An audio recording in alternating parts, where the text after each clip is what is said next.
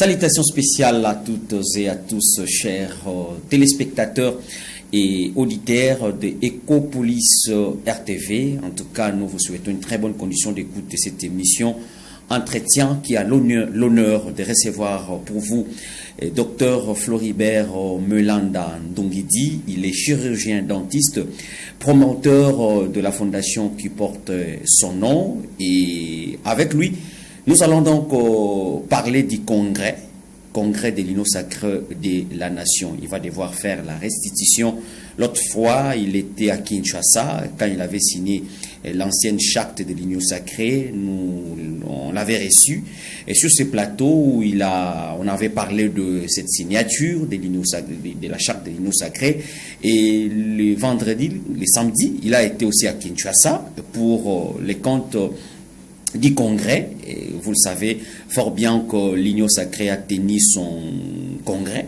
Et c'était donc le 30 août de l'année en cours. C'était dans la ville-province de Kinshasa. Alors, il était présent, il a participé à cette cérémonie qui a regroupé tout le cadre ou les caciques de l'Union sacrée de la nation. Alors, de quoi donc il va s'agir, comme je venais de vous le dire? En tout cas, il va faire la restitution de ce qu'a été cette activité du congrès de l'Union sacrée dans la ville-province de Kinshasa.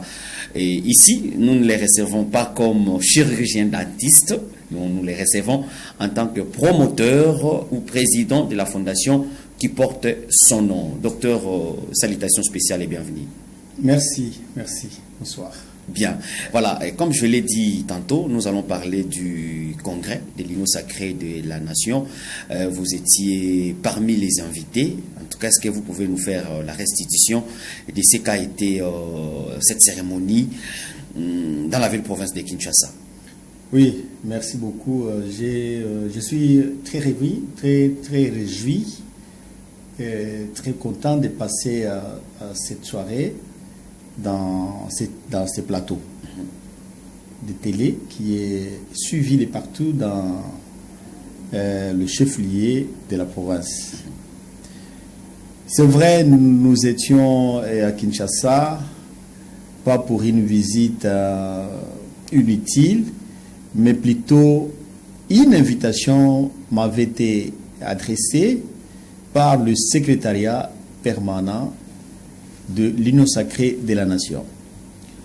En tant que signateur de la charte de l'Union sacrée, et c'est deuxième congrès extraordinaire de l'Union sacrée qui s'est tenu le samedi 30 août sous la haute autorité politique de l'Union sacrée qui est le président de la République.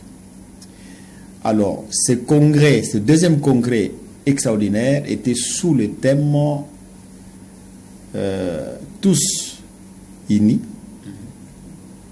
et écrivons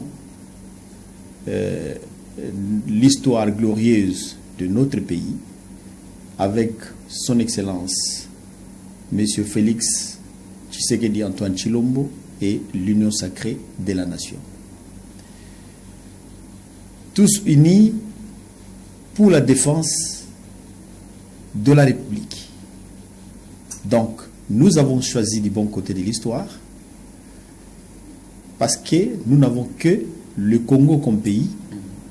Nous n'avons que son Excellence M. Félix Tshisekedi Tshilombo Antoine comme président et que celui-ci est l'autorité, la haute autorité politique de cette grande famille qui a regroupé les partis politiques, les regroupements politiques et les associations.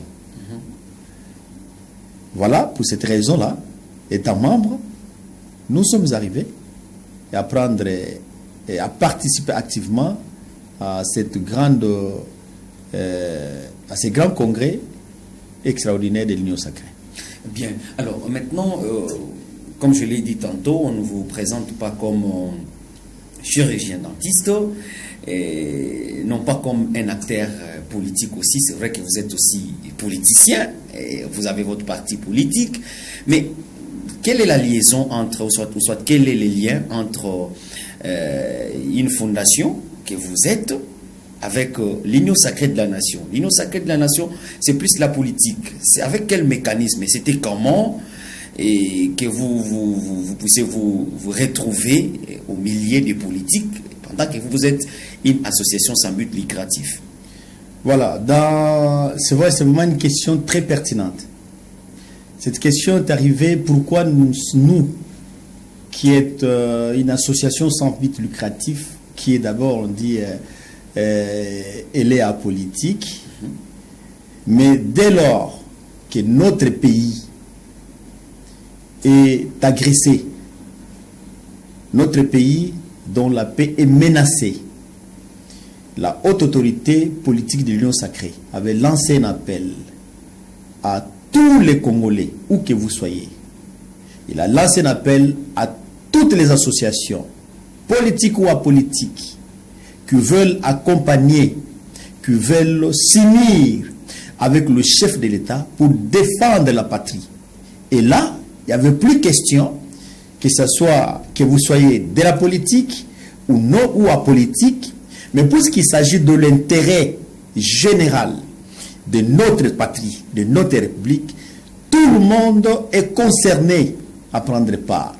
Et moi, je ne devais pas rester croiser les bras, voir mon pays en train d'être agressé, et que mon président de la République, le président que nous avons élu, d'ailleurs pour la première fois, le Congo central avait élu le président presque à 100%. Mais des élections dont les opposants parlent d'un simulacre. Non, c'est faux.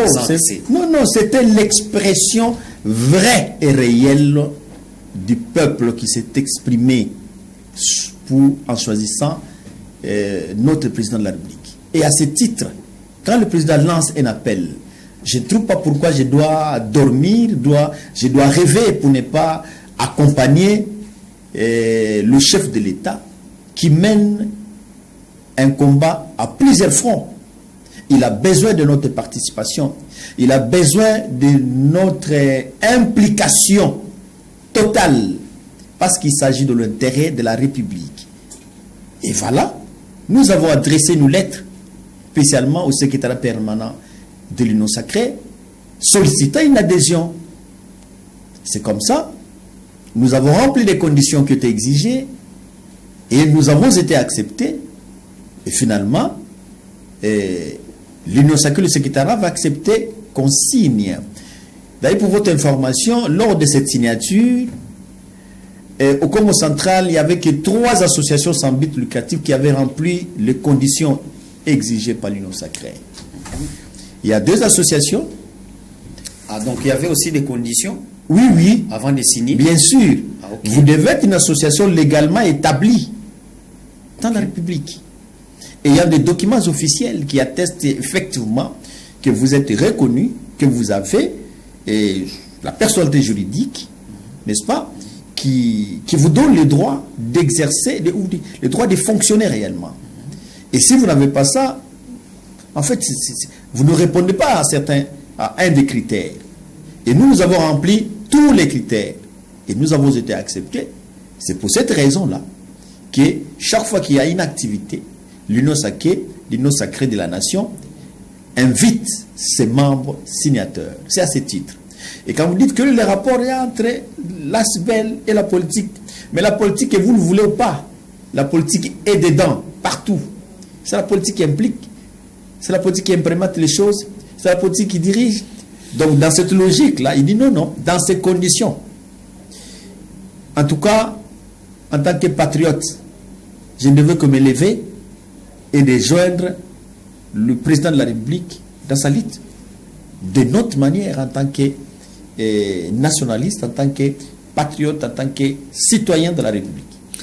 Voilà. En tant que citoyen de la République, en tant que patriote, donc vous avez l'intérêt de soutenir votre président de la République. Tout à fait. Mais c'est apolitique. Qu'est-ce que vous allez apporter concrètement? Parce que quand on parle de l'Union sacrée, quand on parle, on voit parti politique, on voit... Mais quel est votre apport, vous, les associations sans but lucratif? Voilà, ce qui concerne l'apport de notre association sans but lucratif, parce qu'en fait, Nous sommes une association de développement socio-sanitaire. Donc, nous sommes axés dans le domaine de la santé. Or, la santé est une priorité des priorités. N'est-ce pas? Et ce n'est pas n'importe quelle santé. Je suis dans une santé orale, ce qu'on appelle communément la santé de la bouche et des dents. Or, la santé bucco-dentaire est tributaire à la santé générale. C'est-à-dire, lorsqu'il y a une pathologie qui se développe au niveau de la bouche, cette pathologie peut avoir des conséquences ou des répercussions à travers le corps d'une manière générale. Et si le corps est malade à cause de la mauvaise santé de la bouche, qui que vous soyez, s'il vous plaît, vous ne ferez rien. Je donne un petit exemple. Si par exemple, une orage dentaire démarre, pendant que vous devez traiter un dossier essentiel pour la République, vous ne ferez rien. Parce que cette douleur, c'est une douleur insupportable. Pendant que l'urgence s'impose, la douleur s'impose, eh bien, vous ne ferez rien. D'où nous devons pénétrer dedans pour que nous apportions notre part à travers le conseil, à travers les soins collectifs, à travers des informations essentielles, parce que beaucoup de personnes ignorent les informations, ignorent les maladies qui se développent dans la bouche. Beaucoup de personnes ignorent. C'est ce qui fait que cette ignorance entraîne parfois des dégâts inattendus. D'où, à ce niveau, nous menons déjà des campagnes, parfois de gratuité des soins, parfois des campagnes de masse, pour pouvoir permettre à nos populations, à nos membres, de garder un capital sanitaire correct, ce qui leur donne, n'est-ce pas, la force de pouvoir continuer à travailler pour défendre la République. Vous savez, moi, j'ai passé un moment à l'hôpital militaire comme professionnel. Vous savez, et là, pour un militaire, par exemple, qui va en guerre, n'est-ce pas, il faut faire un check. Il faut examiner minutieusement sa cavité buccale. Parce que lorsqu'il a un foyer bucco-dentaire, rien qu'une détonation d'une arme, dès qu'un bruit peut réveiller une douleur dentaire. Et là, il va perdre le pédale. Voyez? D'où la nécessité de pouvoir les examiner correctement pour éliminer le foyer dentaire ou le foyer bucco-dentaire. Garder un capital sanitaire bucco-dentaire correct et checker également l'organisme entier pour qu'il soit fort, capable de résister, capable de livrer la bataille sans qu'il soit dérangé par quoi que ce soit. Donc, la santé bucco-dentaire est aussi nécessaire de le porter au niveau de l'union sacrée pour que les dirigeants, les acteurs politiques aient l'information. Ok, voilà. Donc ça veut dire que s'il y a des services à rendre dans ces sens-là, dans votre domaine, et que si l'Union sacrée vous appelez au niveau de Kinshasa pour, parlons des cas dont vous venez de donner ici, pour les soldats par exemple, donc vous êtes disponible pour ça. Sans faute. Je suis patriote. Vous êtes patriote. Alors, je pense qu'on va parler un peu de la fondation, mais avant d'en arriver là, j'aimerais que vous puissiez nous expliquer un peu, c'était quoi la motivation du président de la République de convoquer ces congrès? Est-ce qu'il y a des choses qui ne marchaient pas? Qu'est-ce qu'il y a de différence entre l'ancienne charte et celle qui venait d'être conçue, et à quand la signature de la nouvelle charte? Oui, je dirais la motivation du chef de l'État étant premier citoyen de la République, soucieux de voir la paix régner totalement dans la République. Parce que jusqu'à ce jour, il y a une partie de la République qui est occupée par les rebelles, n'est-ce pas, qui sont sous l'emprise des étrangers, n'est-ce pas, ceux qui contrôlent notre République. Le président de la République qui ne veut pas aller seul, il dit à ses compatriotes, n'est-ce pas, de venir se joindre à lui pour qu'ensemble nous défendons notre République, parce qu'il s'agit de notre République, pas pas seulement la République de Félix Antoine Tshisekedi Tshilombo, mais c'est la République de tous les Congolais. D'où ils nous ont demandé de choisir du bon, de s'aligner du bon côté de l'histoire. Mais l'Union sacrée n'est qu'une plateforme politique. Oui, mais la gestion du pays, c'est autre chose. Mais attention, comment vous voulez mêler une formation politique privée, si on peut le dire dans ce sens-là, avec l'affaire de l'État? Mais cette plateforme est composée des intellectuels, est composée des cerveaux qui doivent réfléchir, qui doivent porter des réflexions pour aider le chef à avoir deux éléments nécessaires, et que le chef ne peut pas se sentir seul dans ce combat. Il a besoin de nous tous, n'est-ce pas? Et cette plateforme était le cadre qui réunit tous les Congolais qui choisissent le bon côté de l'histoire. Ceux-là qui veulent être avec le président de la République, ceux-là qui veulent être avec son Excellence M. Félix Antoine Tshisekedi Tshilombo, pour défendre notre patrie. Et là, il avait besoin de nous. Vous savez, même dans les temps, Emery Lumumba nous avait dit quoi quand il partait? Que les Congolais réécrivent l'histoire, leur propre histoire. C'est ça que le président, quand vous suivez le discours du chef, l'a dit, l'histoire du Congo ne s'écrira qu'au Congo par les Congolais. L'histoire du Congo doit être écrite par les Congolais et au Congo. Pourquoi? Parce que le destin nous l'impose. Nous sommes des Congolais. C'est nous c'est notre pays. Donc c'est nous qui devons écrire notre histoire avec nos réalités, nos peines, nos difficultés, tout ce que nous avons comme réalité socio-culturelle, politique, administrative, n'est-ce pas? Mais le chef ne veut pas le faire seul. Il dit non, venez tous. Pendant qu'il est en train de... En fait, on cherche à ce que les Congolais puissent se réunir. Mais bon, en fait, lui, apparemment, c'est ce que les opposants disent, hein, qu'il est trop sceptique. Non, c'est pas vrai. Pendant que vous dites qu'il tend la main à tous les Congolais, mais de l'autre côté, on l'accuse d'être... Mais non, c'est peut-être eux qui ne comprennent pas là où ils sont. C'est eux qui ne comprennent pas. Si réellement on est Congolais, mais l'affaire du Congo, ce sont les Congolais qui doivent les traiter. Vous savez, pour traiter votre affaire, vous savez, il y a aussi un problème, je dirais, d'unité humaine, que certains ne respectent pas. Vous savez que la vie est sacrée. Un Congolais tuer un autre Congolais, c'est pas sérieux, n'est-ce pas? C'est pas dans ces conditions. Si vous revendiquez un droit quelconque, si vous avez des désidérata pour lesquels vous voulez trouver la solution, vous n'allez pas tuer l'autre Congolais. Non, mais c'est plutôt être ensemble. Quel est ce problème qu'on ne peut pas traiter? Nous, Congolais, mettons nos désirs sur la table, mais pas sous l'impulsion des non-Congolais. Parce qu'il y a, si je cite que les Rwandais aujourd'hui, les Rwandais vivent du Congo, n'est-ce pas? Les Rwandais choisissent des individus qui se disent entre guillemets Congolais. Parce que quelqu'un qui a l'âme du Congo, je ne suis pas sûr qu'il peut suyer, qu'il peut tuer son propre frère. N'est-ce pas? Le président est là. Quel péché a-t-il commis pour que les gens prennent les armes? Quel péché a-t-il commis?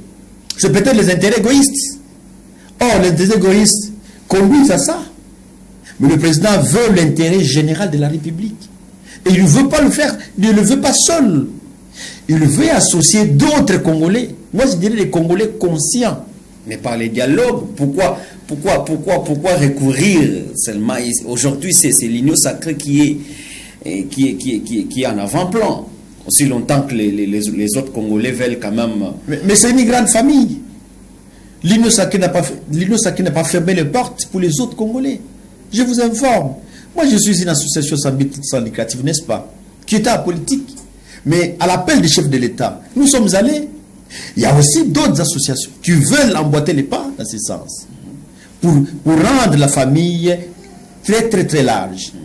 Voilà. Parce qu'au départ, il y avait un nombre limité de présidents ou de présidiaux, l'explication à cette institution-là. Le chef a dit non, il faut élargir, il faut donner l'occasion aux autres aussi de participer. Parce que l'ensemble de tous ces cerveaux qui réfléchissent, la lumière jaillira. n'est-ce pas? Au lieu d'avoir une fraction d'individus seuls qui réfléchissent à lieu et place de la République. Non, il dit élargissons les présidiums. Peut-être maintenant avec la charte actuelle, il y a encore de l'élargissement certainement. Il y a d'autres personnes, prenons par exemple les gouverneurs de province, n'est-ce pas? Ce sont des représentants de chefs de l'État dans des provinces, et nous avons 26. En réalité, ceux-là qui représentent le chef de l'État devaient aussi prendre part à ce niveau. Là, par rapport à l'ancienne charte... Oui, par rapport à l'ancienne charte, ils n'étaient pas partis. Les gouverneurs. Oui, ils ne faisaient pas partie. Mais cette fois-ci, là, on prenait que des grands partis, n'est-ce pas? Et certaines autorités qui devaient prendre part pour siéger à cette instance-là. Mais maintenant, il faut élargir parce qu'on a plus besoin d'un éventail des dirigeants, hein, des cadres qui doivent siéger pour implémenter la vision réelle du chef de l'État. Bien. Voilà. Mais nous avions quand même vu, il y a eu quand même une grande délégation du Congo central et vous étiez parti en mode dispersé ou c'était comment dans la salle? Parce qu'il y a les photos, hein, si on peut déjà nous balancer les photos, on vous voit dans la salle. Vous étiez, c'était comment? L'organisation était faite comment? Non, l'organisation, en fait, nous étions invités par le secrétariat permanent de l'Union sacrée en tant que membre signateur de la charte, n'est-ce pas? Or, l'Union sacrée a un conseil provincial de l'Union sacrée, piloté par les gouverneurs de province. Et là, une délégation a été conduite par les gouverneurs de province. Et cette délégation a été composée de fédéraux, interfédéraux et certaines associations membres aussi de l'Union sacrée. Voilà, c'est cette délégation-là que le gouverneur a conduit. Nous, on n'a pas fait partie de cette délégation. Pourquoi? Parce que nous étions déjà, nous, invités par le secrétariat permanent de l'Union sacrée. Okay. Voyez? Et tous comme nous sommes venus du Congo central, nous avons eu accès à participer dans ce congrès, deuxième congrès extraordinaire. Bien.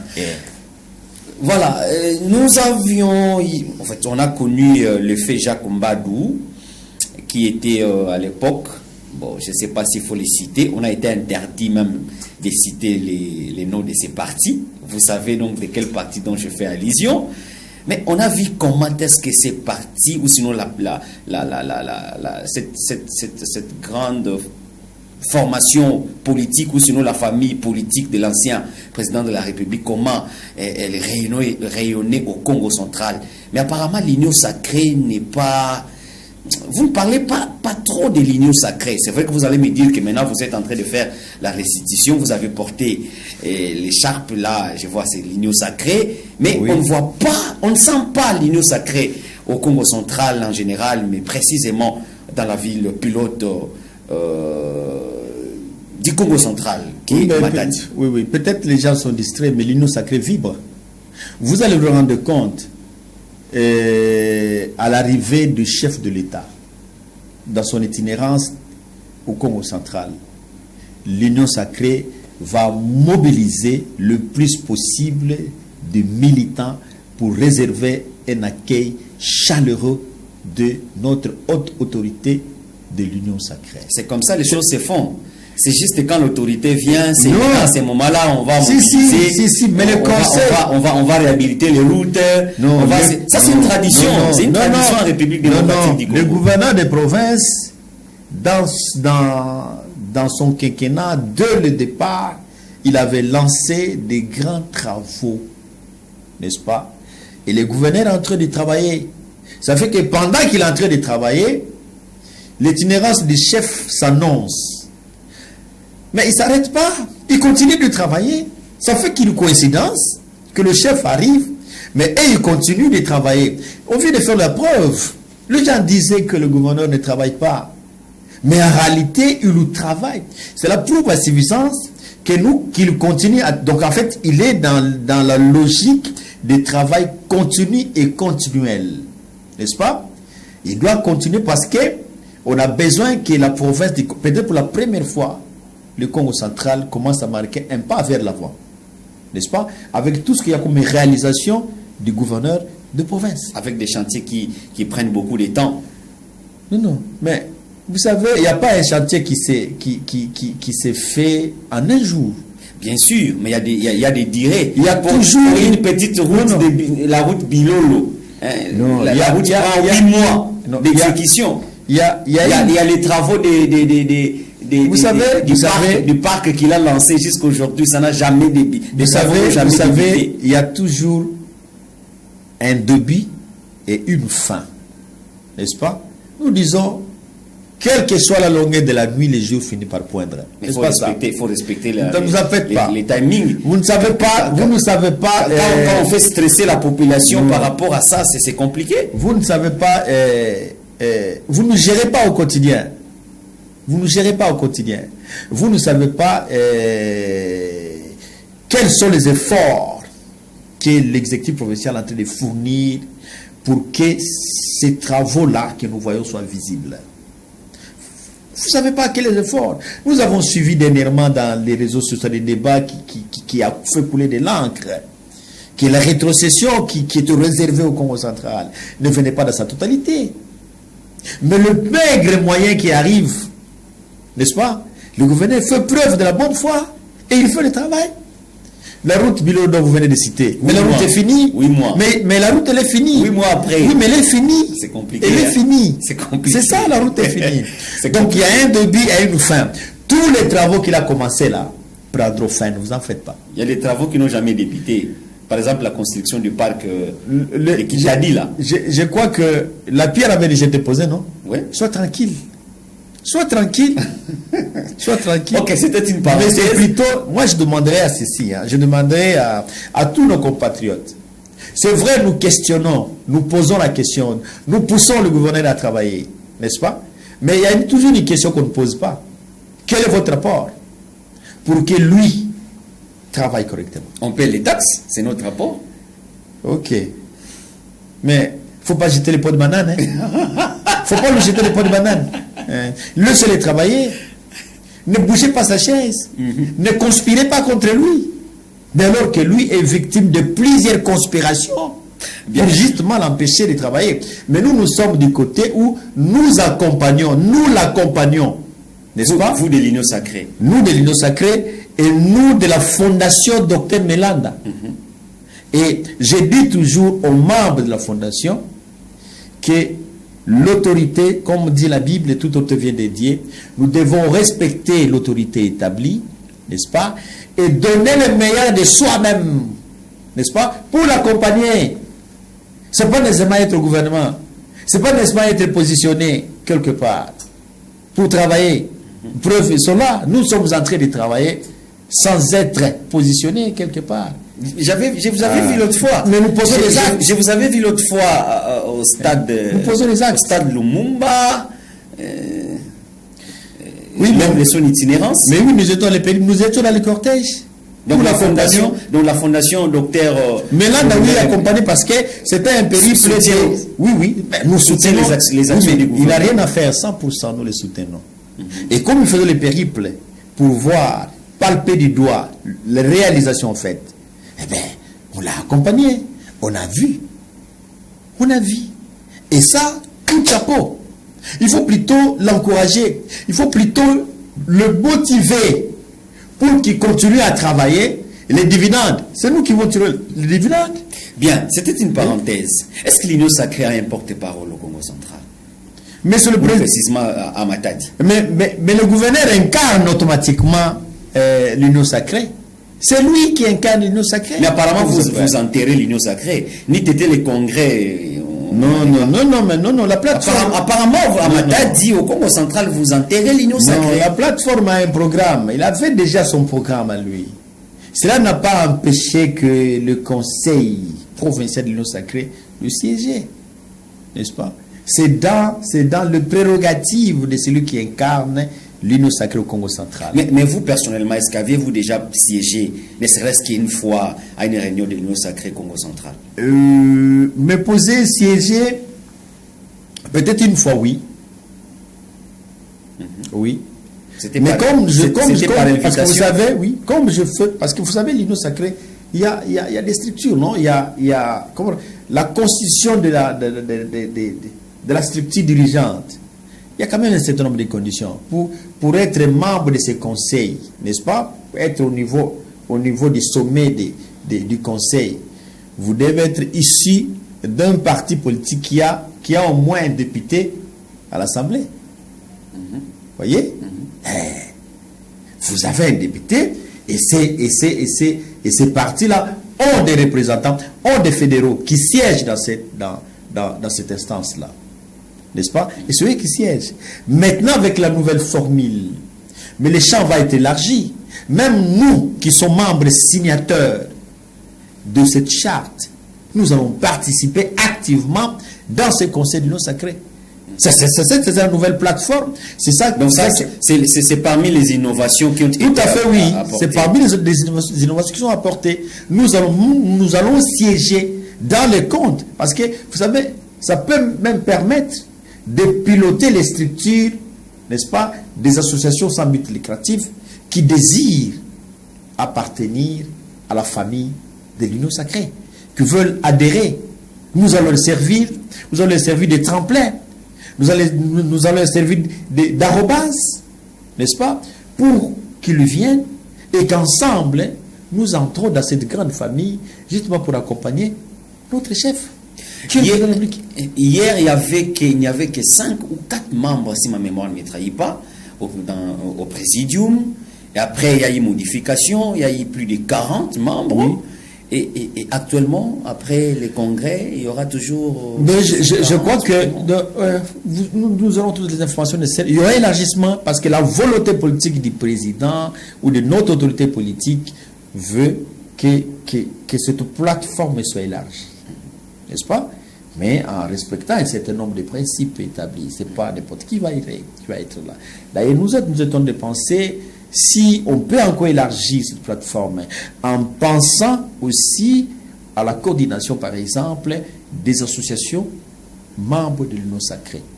N'est-ce pas? Qu'ils aillent un représentant sur le fond au niveau du présidium. Qu'ils aillent un répondant à ce niveau. Parce que quand on cite des partis politiques, il y a des dirigeants des partis politiques qui sont là. Quand on cite des regroupements politiques, il y a des dirigeants des regroupements qui sont là. Mais quand on cite les associations membres de l'eau sacrée, nous devons également avoir un répondant dans cette grande famille, dans cette instance-là. Et ça, ce sont des rénovations. Et ajouter ceux-là selon les structures qui ont été établies pour qu'ensemble, qu'il n'y ait pas des gens qui soient frustrés. N'est-ce pas? Qu'il y ait ceux-là qui représentent l'union sacrée dans des provinces. N'est-ce pas? C'est logique qu'ils appartiennent là. Parce qu'ils ont des désiderata de peuples qui les dirigent dans les provinces. Ils doivent avoir des informations. Ils doivent avoir des instructions. Ils doivent imprimer la vision du chef qu'il faut imprimer dans les provinces qu'ils dirigent. Et là, c'est tout à fait normal qu'on ouvre ces champs d'action-là. Et nous permettre, nous, d'apporter nos idées aussi dans cette plateforme au bénéfice de notre peuple. Bien, messieurs et dames, nous recevons pour vous Dr Floribert Melanda. Il est chirurgien dentiste, promoteur de la fondation qui porte son nom. De quoi donc on parle ici? Nous parlons de sa participation au congrès de l'Union sacrée. C'était donc le 30 août 2025 dans la ville-province de Kinshasa. Et 4 jours après, il est rentré à Matadi et il est en train de faire la restitution. Alors, nous avons fini avec l'Union sacrée, à moins que vous ayez quelque chose à ajouter. Sinon, parlons un peu de la fondation, parce que en fait, Fondation Floribert Melanda, Fondation Dr Floribert Melanda, exactement qu'est-ce que vous faites? Bon, voilà, j'ai clôturé pour l'Union sacrée en disant ceci, soyons du bon côté de l'histoire. Tous unis pour le Congo. Tous pour le Congo, je pense que unis pour la défense de la patrie. Non, vous aurez ne serait-ce que 2 minutes pour clôturer avec l'Union sacrée, mais qu'on parle un peu de la fondation. Oui. Quels sont les objectifs et la mission de votre fondation? La fondation Dr Melanda va bien, parce que les activités sont... Nous avons un canevas que nous appliquons régulièrement. La santé de la fondation est bel et bien en bonne forme. Et à ce qui concerne les objectifs, vous savez que nous avons constaté avant la création de cette association, moi en tant que professionnel, plusieurs années de profession dans cette médecine bucco-dentaire, ayant constaté les patients qui m'arrivaient à un moment dans un tableau clinique très complexe, qui parfois certains guérissaient mais d'autres mouraient. Pourquoi? Parce que l'infection atteignait des degrés de non-retour. Alors pourquoi? C'était tout simplement parce que soit il n'avait pas de moyens pour se faire soigner, soit il n'y avait pas de services appropriés, des services adéquats, parce que soit il y avait, parce que quand vous entrez dans des structures publiques, c'est peut-être maintenant, dans les temps, vous trouvez des matériels vétustes ou parfois inexistants. Et là, les plateaux techniques n'étaient pas élargis. Alors, ce souci-là qui m'a animé en tant que Congolais, en tant que frère, en tant que membre de la communauté, voir un autre membre de la communauté mourir, tout simplement parce qu'il n'a pas mérité les soins, ou il n'était pas soigné, c'était pas facile. Donc, vous pouvez aussi mourir avec la maladie de la bouche. C'est sans faute. Ah bon? D'ailleurs, les infections bucco-dentaires tuent, alors tuent. Ah, mais peut-être les gens ne savent pas. Si seulement les gens ils voient la malaria, la tuberculose. Mais pourquoi il n'y a pas un programme jusque-là? Si, il y a le programme national de la santé bucco-dentaire. N'est-ce pas? Ce programme ici existe au niveau national. Le temps d'attendre que ces programmes soient implantés à travers les provinces, pour avoir des coordinations provinciaux. Mais la fondation Dr Melanda au Congo central, déjà, joue à peu près le rôle du programme, n'est-ce pas? Joue le rôle. Donc, ce vide-là a été comblé par la fondation Dr Melanda. Par les propres moyens, le moyen de bord de la fondation Dr Melanda. Par ses propres moyens. Vous parlez des objectifs. Oui, par ses propres moyens. Pour justement apporter des solutions aux nécessités. Le malade qui vient, qui vient avec des conditions un peu complexes, nous le prenons en charge. Ceux qui ont les moyens payent. Ceux qui n'en ont pas, ils ne payent pas. Mais ils sont soignés. Je ne peux pas les assister comme ça, sans bénéficier de soins, sans discrimination. Vous voyez? Alors, qu'est-ce qu'on a fait? La fondation a décidé avec ses propres moyens, n'est-ce pas? Les honoraires que j'ai gagnés par-ci, par-là, je me suis dit non, nous devons avoir des équipements, des matériels. Commencer à les installer dans des hôpitaux publics, privés, confessionnels, là où le besoin se fait sentir. Et c'est ça que la fondation a déposé.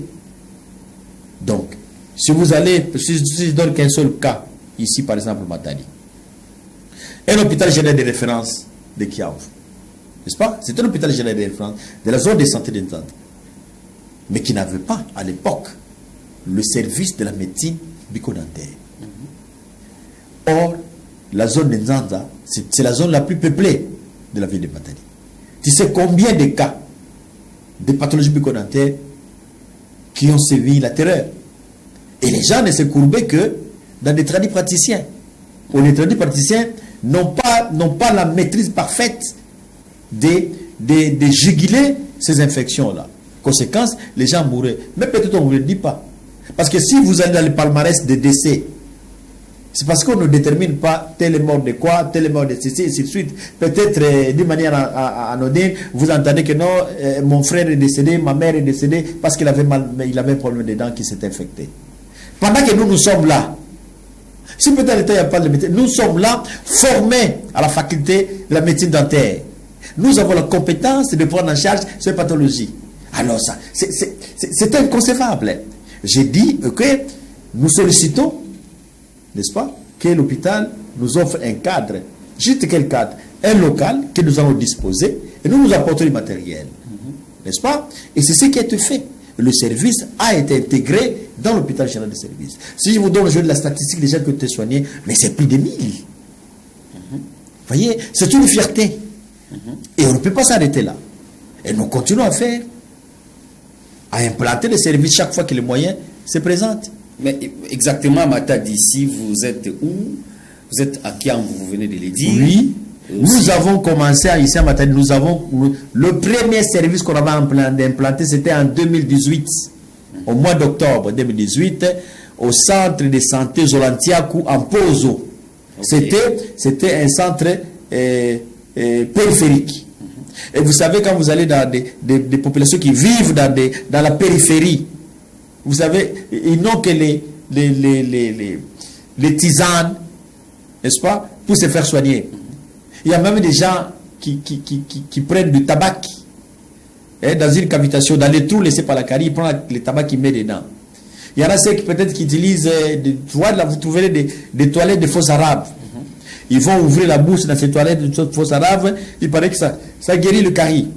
Il y en a ceux qui boivent leurs urines, matin, midi, soir. Tu vois toutes ces connaissances, n'est-ce pas, qu'on ramasse parce qu'ils n'ont pas de moyens pour se faire soigner. Et quand on a ouvert ces services là-bas, nous avons travaillé avec les relais communautaires. On partait de ménage à ménage, leur donnant l'information que le service de la dentisterie et stomatologie est existant dans le centre de santé qui est de proximité. Donc, tout celui qui a un problème de santé bucco-dentaire, il peut venir. Vous savez, pendant tout le temps, depuis que ce service est opérationnel, la plupart des personnes que j'ai reçues, n'est-ce pas, pendant que ma consultation là-bas était à 4000 francs, n'est-ce pas, mais tous les malades que j'ai soignés, en tout cas, personne n'a payé la consultation à 4000. Il n'a que 1000 francs pour payer la consultation, par exemple. Maintenant, les actes à poser, les actes peuvent coûter 10 000 francs, il n'a pas ça. Est-ce que je dois laisser à son propre sort? Non. Celui qui a 1000 francs, il paye la consultation, peut-être la fiche. On prend les éléments administratifs, anthropométriques, tout ça de la personne, et puis on donne des soins. Vous voyez, certaines personnes, il vient d'abord poser la question, combien ça va me coûter? Il va aller chercher l'argent, 2 semaines plus tard, il revient avec un tableau compliqué. Vous voyez, j'ai dit non, allons-y. Ceux qui ont l'argent viennent, ceux qui n'en ont pas non plus viennent. On les soigne. Ensuite, on a créé notre service. C'était cette fois-ci qui a vu. Et puis on ne s'est pas arrêté là. On a intégré notre service au centre de santé de rééducation handicap physique Nzoua Salassane. Okay. Ça aussi, c'est un centre. C'est-à-dire, la logique, c'est de créer des cabinets de proximité pour permettre aux gens d'aller le plus près possible lorsqu'un problème se pose. Tu vois, c'est une grande mission en principe. Alors, quels sont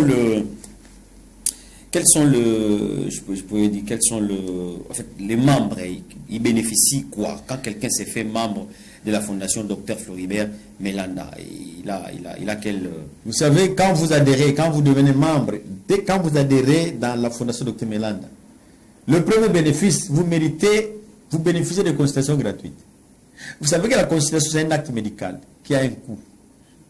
Mais quand vous devenez membre de la fondation, ce coût-là, l'association l'encaisse. Donc, vous pouvez venir vous faire examiner sans payer la consultation. Seulement quand on découvre. Après combien de temps? Parce que dans notre association, avant de bénéficier, il faut faire nous, on a dit 3 mois, 6 mois. Regarde quelqu'un qui a une rage dentaire aujourd'hui, qui n'a rien. Faudra-t-il lui donner 2 mois, 3 mois à attendre pour la soigner? Non. Sinon, mais vous ne la reverrez plus. Parce que l'infection peut prendre des allures compliquées et puis la personne part. Non. Vous adhérez, on vous oriente dans un service, on vous examine. N'est-ce pas? On trouve ce qu'il faut trouver.